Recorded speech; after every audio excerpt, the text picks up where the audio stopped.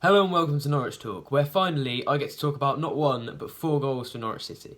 They beat Stoke 4-1 in a very comprehensive victory, and they played really well, and Daniel Farke will be really happy. They dominated from sort of start to finish, and the only problems they really encountered were sort of self-induced, and I think they will maybe be frustrated by the lack of a clean sheet, especially given the calls for them to sort of marry their improved defensive solidity and also the offensive contributions brought by Emi Buendia, who of course came back after a 2-game suspension. He was absolutely excellent, probably man of the match, scored a goal, got 1 assist or 2 depending on whether you count winning penalties, and he looked pretty confident that he was going to take the penalty for the final goal, but Teemu Pukki snatched it off him. Obviously the main striker in the team, and he increased his goal tally in the league this season to 13. It all started with Todd Cantwell after a few chances had been missed, and I think there was one Emi Buendia chance it looked like an open goal, but it was at sort of an awkward height, and it was also quite a good save from Angus Gunn, who it was good to see back at Carrow Road. Shame that there wasn't fans to sort of greet him, because I'm sure the reception would have been really positive for him, and he really would have appreciated that. But yeah, it started with Todd Cantwell with an absolutely fantastic move. Started basically on the goal line. Norwich had sort of possession, but there wasn't too many passing options. And I think an interesting thing to note with this goal was that Daniel Farke, in his pre-match press conference, said that he felt his team was maybe too progressive with their passes in the Championship. I saw some stats that said Norwich were by far they made the most progressive passes in the league, which on the face of it looks positive. I think they make about 80 per match. That was going into this one, but it maybe suggests a lack of patience, which is what Farke said he felt was the issue going forward. Obviously, having Buendia, the best player in the league, added a lot. But I think in this goal, that really highlighted that patience, because they didn't go forward, they didn't see an option, so it ended up going back to crawl. There's a couple of moments which had you on the edge of the seat when they were being pressed, and it was, very short passes, just about shaving past the Stoke players. They eventually broke out of that. Ollie Skip got into some space, found Cantwell, whose individual work was almost as impressive as the passing out from the back to get there. He sort of turned some players and played a very nice little sort of accidental 1-2. I think it might have come from a tackle actually, but it was a very smart finish. Then before the break, Emi Buendia with some fantastic pressing, the sort of other half to Norwich City's game. So that was with those 2 goals.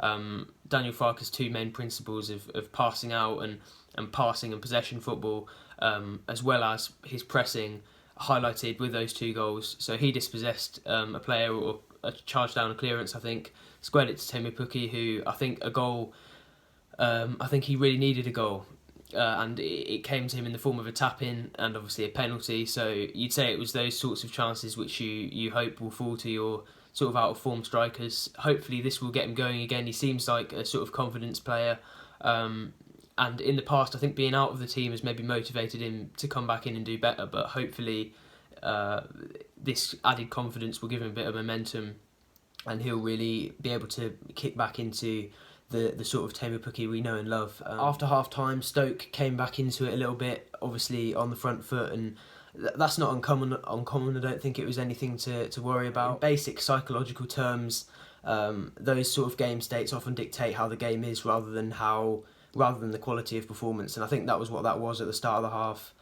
Kenny McLean gifted Fletcher a very good chance, but it was excellent work from Tim Krul to sort of narrow the angle when he tried to go round him.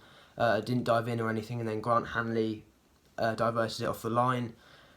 Giannoulis gave Stoke a chance to come back into it then. After that, played the ball straight across the edge of his own box, which Powell gladly accepted, finished it, and at that point it looked like it might turn into a similar game to that 3-2 at the Bet365 Stadium last time round. Obviously we had 10 men that time because Buendia got sent off, unsurprisingly, but this time it felt like it might turn into that, but fortunately Giannoulis made up for his mistake, got down the other end of the pitch, really sort of a classic Norwich City Farke fullback move, because he was on the byline in the box when he cut it back for Buendia. Lovely finish from him, and that felt like that felt like it was the game done, basically. And I think the goal for Stoke almost aided Norwich in going forward and getting that third and fourth goal, because obviously it gives them the feeling. I think they took off John Obi Mikel and replaced him with James McLean.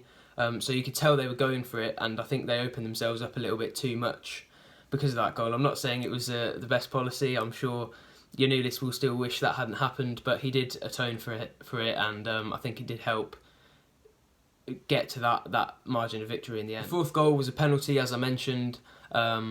Not too much of a dangerous situation, really. It was a bit of a silly decision from the Stoke player to dive in, but he did, and it was a clear penalty. Buendia winning it, and then, as I said, he went to take it, put it on the spot, and Pukki sort of pulled rank and said that he was going to take it. So that took his tally to 13 in the league. I think he's about fourth in those standings, so hopefully that will provide him with some confidence and maybe even some motivation, although I think Ivan Toney is sort of opening up that gap. Looks like he might even be on for the championship record at the moment. So obviously top of the league again now, and we all know the situation around games in hand. Brentford have one in hand now, and Swansea have two because their game at Sheffield Wednesday was called off. But, you know, as everyone says, you'd rather have points on the board than games in hand. There's still a lot of the season left to go, and this has maybe shown me that the amount of panic going through Norwich fans after the recent results was slightly unjust and slightly premature. There's a lot to go, and just as easily as Norwich can lose momentum, they can come back with an excellent 4-1 win, playing excellent football against a pretty decent side, and they can show what they're about and why everybody talks about them as the best side in the league. Just to highlight some really good individual performances, we've obviously spoken about Buendia, and the reason why. I think we did a podcast on why Norwich are so bad without Buendia, and there's a lot of really good sort of more statistical, tactical deep dives in that podcast. But the main reason, as we all know, is just that he's the best player in the league, and he's an excellent player, and any team would really miss him. He showed that quality today with the assist and the goal and winning the penalty, and a lot of other little moments. He sent Pukki away with a lovely sort of nonchalant ball through, which Pukki couldn't quite control, and I just thought he was excellent. Also, Todd Cantwell, unfortunately Alfie's prediction of him sort of dominating the Swansea game didn't quite come true, but he did score that first goal today and looked dangerous throughout, really, and looked like he was really enjoying himself, which is something I think that seems to tally with when he plays well, that he seems to be smiling and enjoying himself and taking risks. That's when he's playing his best football. I also want to give a mention to Dimitris Giannoulis, because obviously picking yourself up after that error to gift Stoke the goal, that deserves a lot of credit, because, you know, when going and getting that assist, and I think he played pretty well even after that. You know, there's a couple of moments when he got the ball at 2-1 and I thought, oh, he's just going to punt this into the stands, because, you know, we almost learned from that Alisson couple of errors against Manchester City last week that the best policy when you've made an error is not to try and desperately atone for it as quickly as possible. It's just to make sure it doesn't happen again and then to try and come back into the game. But Giannoulis didn't seem to need to do that. He made the error, and it almost felt like it spurred him on. I think he was better after that than he was before. That might have been due to the space that opened up when Stoke sort of went for it a bit more. But either way, I was really impressed with him, and I think we're starting to see why they invested, or why they're hoping to invest so much money in him if we get promoted. I also thought Max Aarons was back to his best, which is no surprise given how much we've talked about the fact that he needs Buendia in the team. He had a lot more space and played almost as the right winger, especially in the first half. Buendia picked him out with a few sort of diagonal passes, which I thought was a real... It was almost a throwback to the 18-19 season, and I know we need to stop doing this and comparing it, but it felt like that trademark Godfrey ball out to Aarons on the wing, which opens up the play and also allows Aarons to go one-on-one with the fullback, which he did quite a few times today, put in a few good balls. They came to nothing, as per usual, with this small Norwich team who obviously doesn't practice heading too often.